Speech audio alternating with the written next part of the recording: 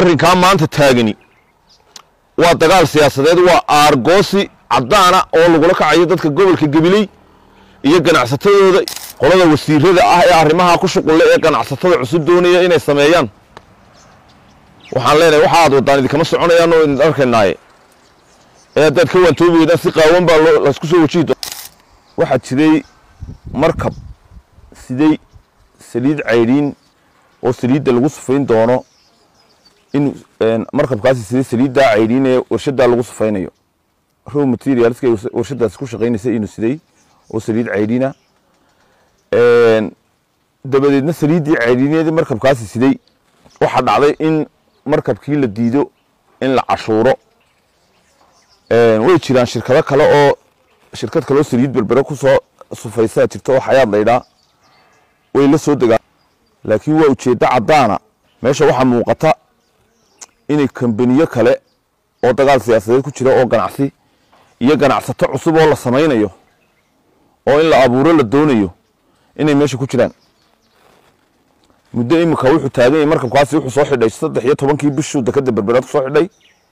muddada 10 cishaaba uu joogaa meesha waxa meesha muuqata in dagaal cadaana lagu jiro oo ay ganacsato dawladda haybteeda ahi ay doonayaan inay degdeg u taajiraan oo shaqada kambanigaasi uu hore u hayo 30 sano soo gacanta ku soo hayay la doonayo in si dhib yar loogu wareejo taasina waxaanu aqbalanno ama soconaysa maaha marka laga hadlayo kambaniyada dalka ka jira waan isla wada garanaa cid baa gaar u leh kambaniyada dalka ka jira u badan maanta haddii dawladda cusub ee maanta dalka timid haddii ay doonayso maanta inay ganacsato cusub samayso oo degdeg u taajiraya wax laga yeelayo ama la aqbalayo ma aha mid kale la aqbali maayo ganacsi hebel lahaaba lagaaga qaadayo hebel kale lagu wareejinaya waxaan aqbali karana ma wax la qaadanayna ma waana arrintaasi waxay keeni doontaa fawda ka dhalan doontaa leen arrintaas haddii dawladdu ka joogi weydo mid kale waa waxaynu isla wada ognahay inay mashruucan ganacsato kale ku jirto waxa jira shirkado kale oo soo dejiya gas petrol iyo naafto oo terminaal ku la berberaba jira oo ay tilisam ka mid tahay dahabshiil ka mid yahay way la soo degaan kuwaas unbu oomarna ka mid yahay waxaanu leenahay dawladdu haddii ay cadaalad sameyn weydo oo shirkadaha u cadaalad sameyn weydo oo ay shirkado gaar u shaqeyso nin walba reer buu noqon doonaa baan leenahay jaamac oomarna isagaaba dawladda ka awood badan adeer markaan runta wada hadalno ee hana kalifinaan leenahay arrintaasi waxaan leenahay guba abaal waayay waxaan soo jeedinayaa qolada wasiirada ah ee arrimaha ku shuqul ee ganacsatada cusub doonaya inay sameeyaan waxaan leenahay waxa aad wadaan idin kama soconayaan oo in arkaynaay ee dadka waan toobiyada si qaawan baa la isku soo wajihi doonaa baan leenahay ganacsatada ugu badan ee Soomaaliland maanta gobolkan Gabiley bay ka soo jeedaan